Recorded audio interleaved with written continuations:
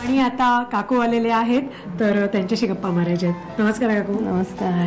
Malati Dikshit. Malati Dikshit. Yes. बरं, तुम्ही काय करता? घरी असता? मी आता सध्या घरी असते. मी नाशिक महानगरपालिकेत मुख्याध्यापिका होते. बापरे. मुख्याध्यापिकेच्या बरोबर उभं राहून असं बोलायची हिंमत आत्ताच आली मला. हो, जस्ट. आम्हीच अरे खवय्येमुळे तिथं असं मुख्याध्यापिका म्हटलं की आम्ही थरथरायचं, एवढंच आम्हाला माहिती. तर तुम्ही असं वाटत नाही हो मुख्याध्यापिका वगैरे. तुम्ही एवढ्या प्रेमळ, छान, इतकं त्या मस्त गप्पा मारतात माझ्याशी आल्यापासून की मला असं वाटलंच नाही की तुम्ही मुख्याध्यापिका आहात. मुलं घडवायची असतात ना. मुलांना जर म्हणजे धाक दपटशा असेल तर मुलं घडवली जातील का?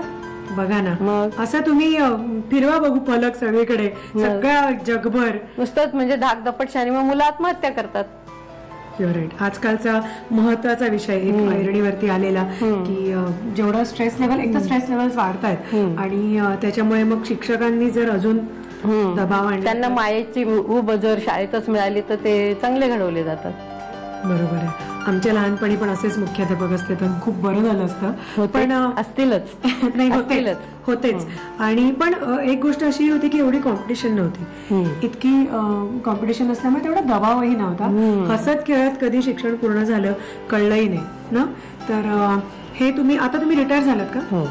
अच्छा, मग आता रिटायर झाल्यानंतर काय उद्योग, काय शिकवणे वगैरे? नाही, आता आराम. म्हणजे फक्त काय करायचं, घरचं बघायचं, मुलांचं, नातवांचं. सुना माझ्या सर्व्हिस करतात. दोघी शिक्षिका आहेत. त्या दोघी पण शिक्षिका आहेत. एक बॉईज टाउनला इंग्लिश मीडियम, दुसरी जिल्हा परिषदेत. त्यामुळे त्यांच्या काय वेळा वगैरे? त्यांच्या वेळा दोघींच्या, एक सकाळी 7:30ला जाते, दुसरी 9ला जाते. पण तुम्ही निवडल्यातच शिक्षिका? नाही, म्हणजे निवडल्यातच शिक्षिका. ध्येयच तसं होतं की हा वारसा आमचा जो आहे हा कुणीतरी चालवला पाहिजे.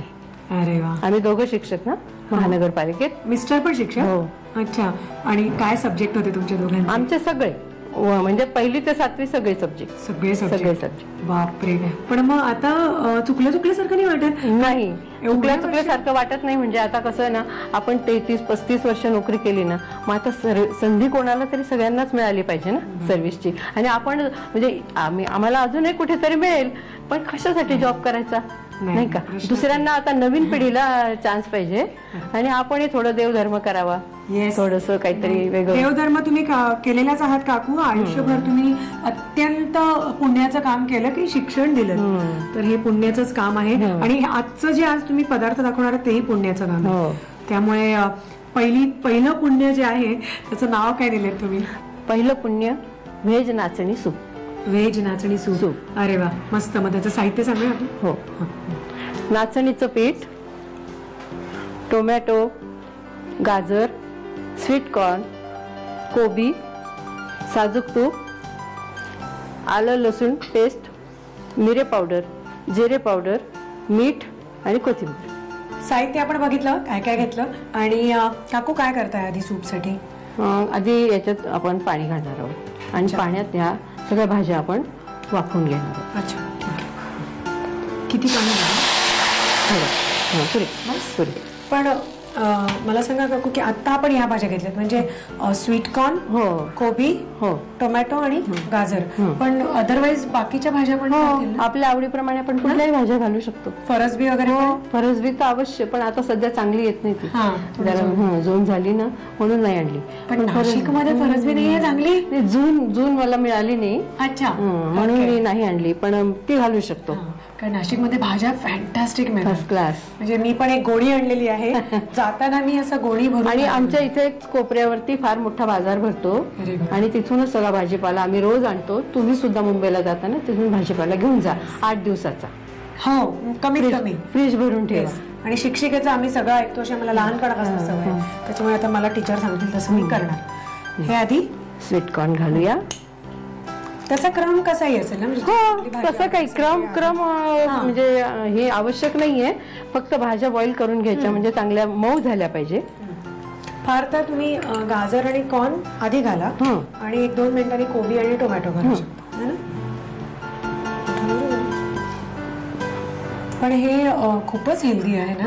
हेल्दी आणि कसं पौष्टिक, शरीराला म्हणजे कसं वजन वाढणार नाही आणि मेंटेन राहील. नाचणी म्हणजे काय, कॅल्शियम आहे, थंडावा आहेच. आणि स्वीट कॉर्न म्हणजे फायबर आहे, हो सगळ्या शरीराला आवश्यक म्हणजे, आणि म्हणजे आमच्या सारख्या सिनियर सिटीजनला तर हे आवश्यकच आहे. नाही सगळ्यांना आम्ही हे दिवसात म्हणजे आठवड्यातून निदान 3-4 दिवस तरी घेतो. नाही आता मी आणि रोज घेतलं तरी चालेल असं ते. आता तर 2 महिने इतकं उष्मा असणार आहे की नाचणी अतिशय थंड, तुम्हाला माहिती आहे.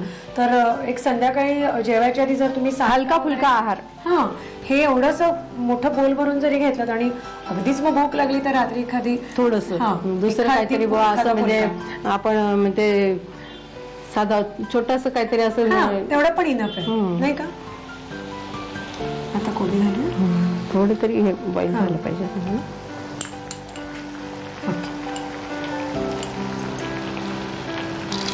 टोमॅटो पण लगेच टाकायला होते थोडं.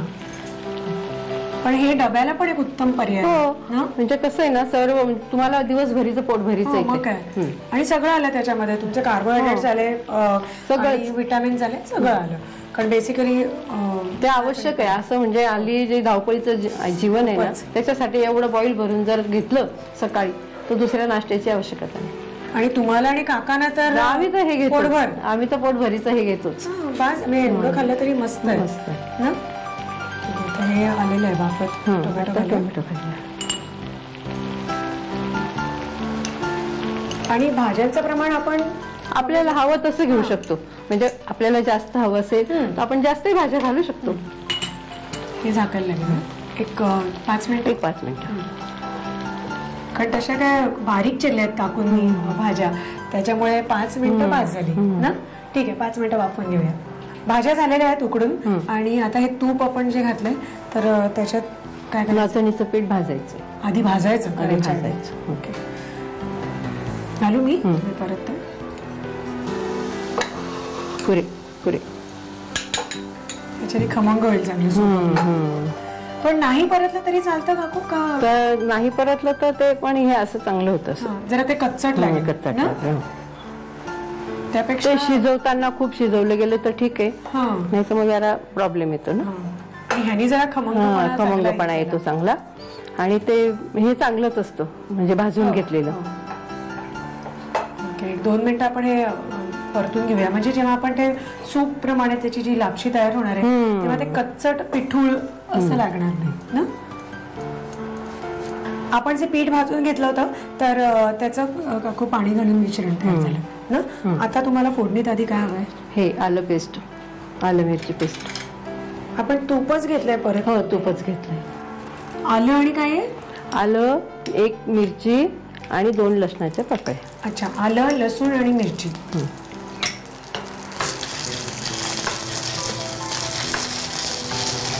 आता याच्यावर आता आपण ह्याच्यावरती आधी पीठ का आधी भाज्या? नाही, आधी हे पाणी, हे जे आपण लिक्विड केलंय ना, हे अजून थोडं पातळ करू का? हो, पातळ करायचं ते, म्हणजे ते घट्ट होतं ना. सूप पातळच हवं. बरोबर, कारण ते आळेल पण पटकन. चांगलं गुठळ्या सगळ्या मोडून आपण ते हे पेस्ट केलेली आहे. हो, पाणी घालू अजून? हो. आणि आता ते तसं आपण परतून घेतलंय त्यामुळे उकळ आली का? उकळी आली, मीठ घालायचं चवीत. आता हे घालूया ना सगळं. आणि हे मिरेपूड, जिरेपूड. मग ह्याला तुम्ही जे एनहान्स कराल चवी, ज्या चवी आवडत असतील आपल्या आवडीनुसार. पण हे असं अवश्य आहे, हे सगळं जे आहे हे गरजेचं आहे. बरोबर. मीठ आणि मिरी, जिरं, म्हणजे जिरं आता तुम्ही ऍडिशनल केलं, पण मीठ मिरी जनरली आपण वापरतोच. मस्त. पण असं कॉर्नफ्लॉवरचा वगैरे बेस घेण्यापेक्षा हे उत्तम आहे ना. नुसत्या भाज्याही खाल्ल्या जात नाही ना कधी कधी, आणि मुलं पण खात नाहीत भाज्या, म्हणून ह्या अशा भाज्या पोटात जातात. मिरीमुळे आपण जे खातो कुठलाही जिन्नस असतो त्याची पौष्टिकता अजून वाढते जेव्हा तुम्ही पेपर वापरता. मिरी, काळी मिरी, पांढरी मिरी दोन्ही. आता या भाज्या घालायच्या ना. याला उकळी आली पाहिजे, उकळी आली ना किंवा भाज्या घालायच्या. आणि कोथिंबीर नंतर सजावटीला. मस्त. आता तुमच्या दोघांच्या ग्रुपमध्ये मलाही घ्या. आज आपण तिघं बसून हे खाऊ. चालेल. उत्तम आहे. आणि कधी कधी आपलं जेवण केलं नाही तरी भूक लागत नाही हे खाल्ल्यावर. हो, कारण हे तसं पोटभरीच आहे ना. पोटभरीच आहे. आणि कधी कधी दुपारी बघा आपल्याला अति आपण हेवी जेवतो. हो, तर रात्रीचं मग हे एवढं घेतलं की पुरेसं होतं. बास, पुरेसं. आता भाज्या घालू. चालेल. ते एकत्र उकळ येईल ना त्याला. मस्त होईल.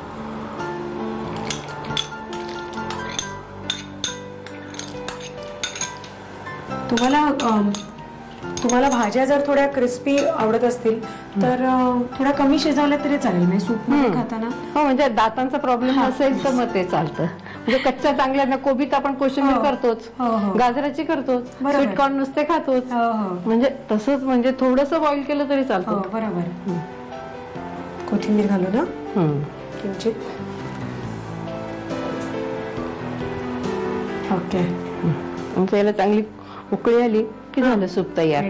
लगेच हेल्दी फूड रेडी. मस्त. तर आता आमचं हे सूप तर झालेलं आहे. तुम्हाला साहित्य कृती घ्यायला हरकत नाही. आणि काकूंनी सांगितलं की ह्याच भाज्या असं नाही, भाज्या तुम्हाला ज्या आवडीत त्या तुम्ही अजून इन्क्लूड करू शकता त्याच्यामध्ये. तर नक्की लिहून घ्या. हे करायचंय तुम्हाला. साहित्य आणि कृती. नाचणीचं सूप बनवण्यासाठी लागणारं साहित्य: नाचणीचं पीठ, टोमॅटो, गाजर, मक्याचे दाणे, कोबी, साजूक तूप, मिरची आलं लसूण पेस्ट, मिरपूड, जिरेपूड, मीठ आणि कोथिंबीर. कृती: प्रथम एका कढईमध्ये पाणी गरम करून त्यामध्ये मक्याचे दाणे, गाजर, कोबी आणि टोमॅटो घालून भाज्या वाफवून घ्याव्यात. पॅन मध्ये साजूक तूप गरम करून त्यामध्ये नाचणीचं पीठ खमंग भाजून घ्यावं. त्यात थोडंसं पाणी घालावं. पॅन मध्ये तूप गरम करून त्यामध्ये आलं मिरची लसूण पेस्ट, नाचणीची पेस्ट, पाणी, मीठ, मिरपूड, जिरेपूड, वाफवलेल्या भाज्या आणि कोथिंबीर घालून सूप शिजवून सर्व्ह करावं.